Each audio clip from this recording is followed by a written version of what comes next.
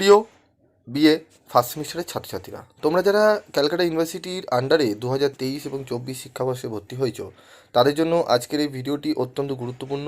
যারা তোমরা political science general পেপারে চুজ করেছো, তাদের জন্য ভিডিওটি অত্যন্ত গুরুত্বপূর্ণ। তো ভিডিওটি প্রথম থেকে শেষ পর্যন্ত দেখার অনুরোধ রইল, এবং ভিডিওতে যারা কোনো জায়গায় বুঝতে অসুবিধা হবে তারা অবশ্যই কমেন্ট বক্সে লিখে জানাতে পারো। এবং যারা চ্যানেলে নতুন তারা চ্যানেলটি সাবস্ক্রাইব করে পাশে থাকা বেল আইকনে ক্লিক করে রেখে দিও, যাতে যখনই আমি তোমাদের জন্য ভিডিও বানাবো তার নোটিফিকেশন তোমরা সহজেই পেয়ে যাবে। তো দেখো, আমাদের অনার্স এবং জেনারেল, অনার্স থাকবে হচ্ছে আমাদের HDSCC1 এবং জেনারেল থাকবে MDCC1। তো আজকে আমি অনার্স এবং জেনারেল উভয়েরই কোশ্চেন প্যাটার্ন প্রথমে নিয়ে আলোচনা করব। তো MDC দেখে নাও, আমাদের 75 নম্বরে পরীক্ষা হবে, DSC প্লাস মাইনর। তো মডুল 1 এবং 2 কম্বাইন্ড 5টি প্রশ্ন, 5 নম্বরের প্রশ্ন আসবে, যার মধ্যে থেকে 3টি প্রশ্ন করতে হবে। মডুল 1 থেকে আসবে 3টি 15 নম্বরের প্রশ্ন, যার মধ্যে 2টি করতে হবে। মডুল 2 থেকে 15 নম্বরের 3টি আসবে, যার মধ্যে 2টি প্রশ্ন করতে হবে। প্রশ্নের গঠন হতে পারে 10 + 5, 5 + 10, ঠিক আছে, এরকম হতে পারে কোশ্চেন প্যাটার্ন। এবার অনার্সদের জন্য কি হবে? অনার্সের জন্য থাকবে 5 নম্বরে কমন 5টি প্রশ্ন দেওয়া থাকবে, তার মধ্যে 3টি করতে হবে। জেনারেলও যাই, অনার্সেও তাই থাকবে। কিন্তু মডুল 1 থেকে 2টি 20 নম্বর প্রশ্ন আসবে, যার মধ্যে একটি করতে হবে, এবং মডুল 2 থেকে 2টি 20 নম্বরের প্রশ্ন আসবে, একটি করতে হবে। এবং 10 নম্বরেরও 2টি, মডুল 1 থেকে 2টি 10 নম্বরের প্রশ্ন দেওয়া থাকবে, একটি করতে হবে।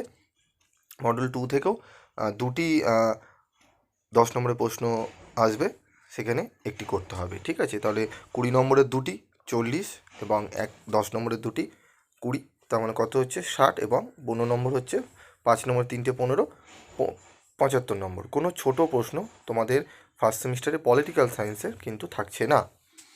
এবার আমরা চলে আসবো সাজেশনগুলো দেখে নেবো। 2024-এর পলিটিক্যাল সায়েন্সের জেনারেল পেপারের সাজেশন দেখে নাও। যে কোনো 3টি প্রশ্নের উত্তর দাও 100 শব্দের মধ্যে।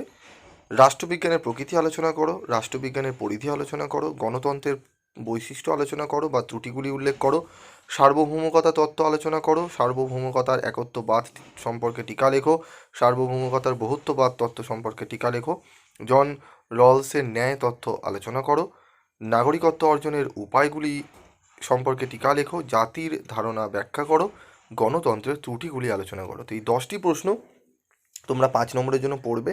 আশা করি তোমরা এখান থেকে মিনিমাম 2টো প্রশ্ন তো কমন পাবেই, ঠিক আছে, 3টি পাবেই, মিনিমাম তোমরা 2টো পাবেই।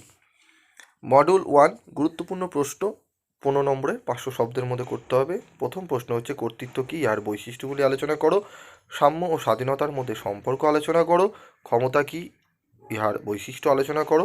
আইনের সংজ্ঞা ও বিভিন্ন উৎসগুলি আলোচনা করো। স্বাধীনতা কী, স্বাধীনতার বিভিন্ন রূপগুলি সম্পর্কে আলোচনা করো। স্বাধীনতা সম্পর্কে জন স্টুয়ার্ট মিলের ধারণা ব্যাখ্যা করো। মডুল 2 থেকে গুরুত্বপূর্ণ প্রশ্ন 15 নম্বরে, ডেভিড হেল্ডের গণতন্ত্রের মডেলগুলি আলোচনা করো। রাষ্ট্রের সার্বভৌমত্বের বহুবাদী বা বহুত্ববাদী তত্ত্বের বৈশিষ্ট্য সীমাবদ্ধতা লেখো। অধিকার কী, অধিকার সম্পর্কে স্বাভাবিক অধিকার তত্ত্বটি ব্যাখ্যা করো। কর্তৃত্ববাদী রাজনৈতিক ব্যবস্থা কী, এর বৈশিষ্ট্য ও শ্রেণীবিভাগ আলোচনা করো। তো এই প্রশ্নগুলো অবশ্যই তোমরা গুরুত্ব সহকারে করবে। এই প্রশ্নগুলোর মধ্যে থেকেই তোমরা কিন্তু ইম্পর্টেন্ট কোশ্চেনগুলো রয়েছে, এবং তোমরা কোশ্চেন অনেকগুলোই কমন পাবে পরীক্ষা হলে। তো তোমরা এগুলো একটু খাতায় নোট ডাউন করে পড়তে শুরু করে দাও। তো আজকের মতো ভিডিওটি শেষ করব, দেখা হবে পরবর্তী ভিডিও ক্লাসে। সকলে ভালো থাকবে, সুস্থ থাকবে, অবশ্যই পিভি স্টাডি ক্লাসের সঙ্গে যুক্ত থাকবে।